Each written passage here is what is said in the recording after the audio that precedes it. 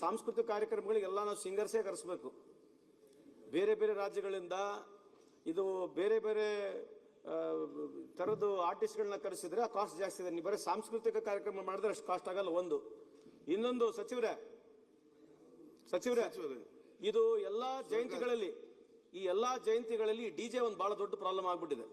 ರಾಜಕೀಯವಾಗಿ ನಾವೆಲ್ಲ ವಿಚಾರ ಮಾಡ್ಬೇಕಿದು. ಯಾವುದೇ ಜಯಂತಿಗಳು ಬರಲಿ ಡಿಜೆಗಳಲ್ಲಿ ಐಟಮ್ ಸಾಂಗ್ ಇಲ್ಲ ಅಂದ್ರೆ ನಮ್ಮ ದೇವ್ರ ಮುಂದೆನೆ ಹೋಗೋದಿಲ್ಲ.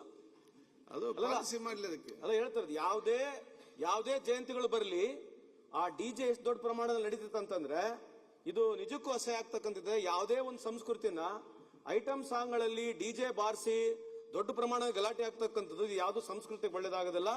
ಈ ಸದನ ಮೂಲಕ ನಾನು ಮನವಿ ಮಾಡಿಕೊಳ್ತೇನೆ, ಕಡ್ಡಾಯವಾಗಿ ಯಾವುದೇ ಸರ್ಕಾರಗಳು ಬರಲಿ ಡಿಜೆನ ಬ್ಯಾನ್ ಆಗ್ತಕ್ಕಂಥದ್ದು ನಮ್ಮ ಜಿಲ್ಲೆ ಆಗ್ಬೇಕಂತಕ್ಕಂಥದ್ದು ನನ್ನ ಮನವಿ ಇದೆ. ಆಮೇಲೆ ಸಾಂಸ್ಕೃತಿಕ ಕಾರ್ಯಕ್ರಮ ನಮ್ಮ ಸಚಿವರು ಮಾಡ್ತಾರೆ. 5-10 ಲಕ್ಷ ರೂಪಾಯಿ 25 ಲಕ್ಷ ರೂಪಾಯಿ ಆದ್ರೆ ಇಡೀ ತಾಲೂಕಿಗೆ ಕೊಡ್ಬೋದು, ಜಿಲ್ಲೆಗಳು ಕೊಡ್ಬೋದು.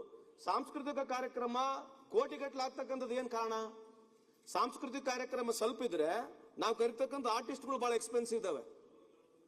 ಒಂದೊಂದು ಆರ್ಟಿಸ್ಟ್ ನ ಕರೆಸ್ಬೇಕಂತಂದ್ರೆ ಕೋಟಿಗಟ್ಟಲೆ ಬೇಕು. ಅದಕ್ಕಾಗಿ ನಮ್ಮಲ್ಲಿ ಎಲ್ಲ ಡಿಮಾಂಡ್ ಇರ್ತಕ್ಕಂಥದ್ದು ನಮ್ಮಲ್ಲಿ ಸಾಂಸ್ಕೃತಿಕ ಕಾರ್ಯಕ್ರಮ ಮಾಡ್ರಿ ಯಾರು ಹೋಗೋದೇ ಇಲ್ಲ. ಯಾರು ಡಿಮಾಂಡ್ ಮಾಡ್ತಾರೆ ಯಾರು ಅಲ್ಲಿ ಹೋಗಿ ಕುಂದ್ರದೇ ಇಲ್ಲ. ಅಲ್ಲ ಹೇಳ್ತಾರಷ್ಟೇ, ಬಟ್ ಅಲ್ಲಿ ಜನ ಸೇರ್ಬೇಕಂತಂದ್ರೆ ಐಟಮ್ ಸಾಂಗ್ಗಳು ಸಿಂಗರ್ಸ್ಗಳು ಹೊಲ ಕರಿಬೇಕು, ಜನ ಸೇರ್ಬೇಕು. ಜನ ಜಾಸ್ತಿ ಸೇರಿದ್ರೆ ಸಂಸ್ಕೃತಿ ಆಗೋದಿಲ್ಲ.